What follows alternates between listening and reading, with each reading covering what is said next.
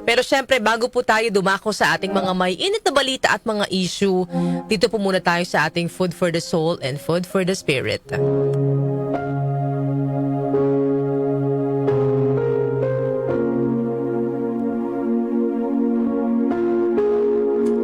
Isang lalaki ang may nakasalubungang grupo ng mga taong palaging nagrereklamo tungkol sa iisa at parehong bagay. Isang araw, habang muling naglalabas ng hinaing ang mga kasama niya, bigla siyang nagbato ng isang joke na nagpatawa naman sa lahat ng naroroon. Pagkaraan ng ilang sandali, inulit niya ang parehong biro. May ilan pa ring natawa, pero mas kaunti na, di katulad kanina. Sa ikatlong pagkakataon, sinabi niya ulit ang eksaktong joke. Ngunit ngayon, wala nang natawa. Napangiti ang lalaki at marahang nagsalita. Kung sa isang biro nga, hindi na kayo natatawa kapag paulit-ulit nyo itong naririnig? Bakit ninyo inaasahang may magbabago kung paulit-ulit kayong nagrereklamo sa parehong problema? Ano po ang aral na mapupulot po natin sa kwento natin ngayong umaga? Kung paulit-ulit lang po tayong magrereklamo, pero wala po tayong gagawing solusyon, wala rin pong saysay ang paglalabas natin ng hinaing.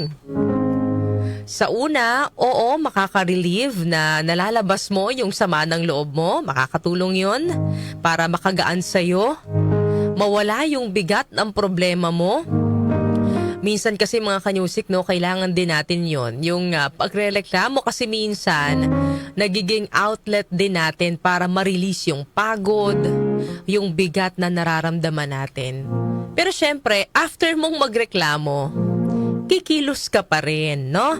Hindi magandang matatapos lang ang problema mo sa pagrereklamo, pero wala kang gagawing solusyon. Katulad po ng isang joke na nakakasawa at hindi na nakakatawa pag paulit-ulit mong naririnig.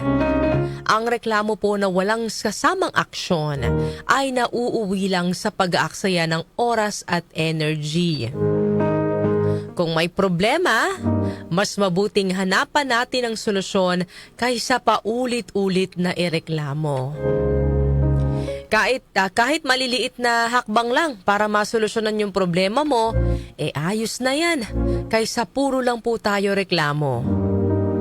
Mas malayo ang mararating ng isang maliit na pagkilos kaysa sa libo-libong reklamo na wala namang kasunod na aksyon.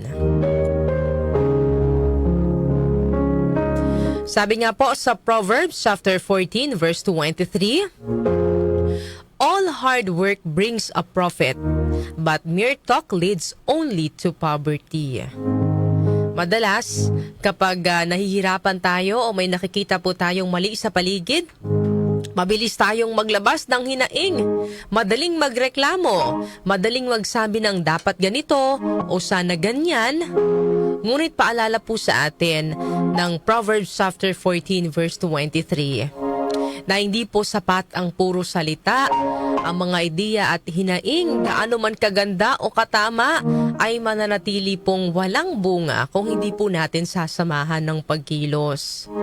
So sa halip po na puro reklamo o puro plano, ipiliin po natin kumilos.